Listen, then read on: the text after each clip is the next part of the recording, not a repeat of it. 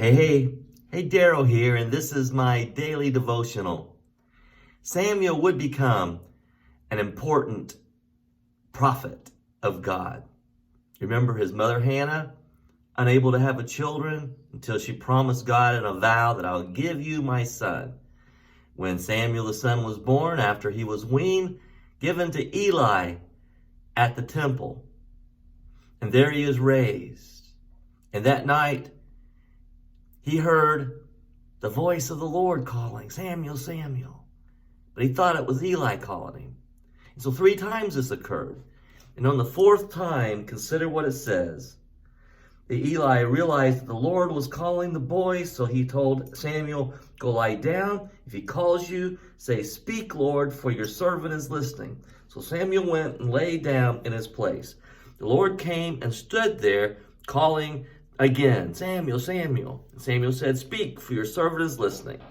And the Lord said to Samuel, see, I am about to do something in Israel that will make the ears of everyone who hears it tingle. At that very time, I will carry out against Eli everything I spoke against his family from the beginning and end. Here we go, verse 13. For I told him that I would judge his family forever because of the sin he knew about. His sons made themselves contemptible, and he failed to restrain them. So Eli, although he was a priest of the Lord, had failed in the eyes of the Lord to restrain his own 2 sons, and they themselves became contemptible. Now, we move into chapter 4. The Philistines and Israel are fighting.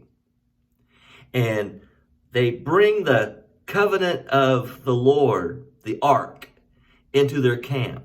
Up until this time, the Philistines had been winning the battle. But they hear a huge uproar because Israel is so excited when the Ark of the Covenant shows up. And so this uproar is heard, and the Philistines say, what's going on? And so forth and so on. When they learned that the Ark of the Lord had come into the camp, the Philistines were afraid. A God has come into their camp, they said. We're in trouble. Nothing like this has ever happened. Okay? So I'm in 1 Samuel chapter 4. And we'll pick it up at verse 10, okay? Because now we're going to see the vision that the prophet Samuel, young prophet Samuel, would receive, that he shared with Eli, and now it comes to pass. So the Philistines fought, and the Israelites were defeated, and every man fled to his tent. The slaughter was very great. Israel lost 30,000 foot soldiers. Here we go. The ark of God was captured, and Eli's sons, Hophni and Phinehas, died. This is because of God's judgment on the house of Eli, because Eli had failed to appropriately restrain his boys, and their behavior was viewed as contemptible before God. And so, not only did he judge Eli by seeing his sons, Hophni and Phinehas, die in the battle, but the covenant of God, the ark, was captured by the Philistines. Now, Eli is back home, and he hears the news of this.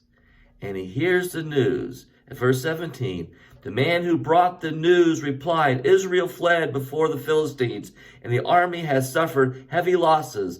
Also, your 2 sons, Hophni and Phinehas, are dead, and the ark of God has been captured.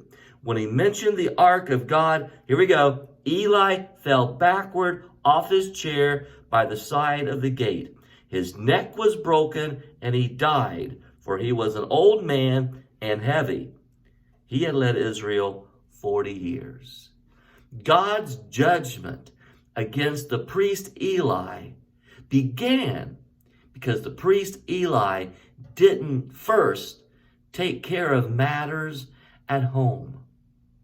Oh, folks, here's the devotional thought for this moment. Take care of the matters at home first and foremost. God bless you. Good day.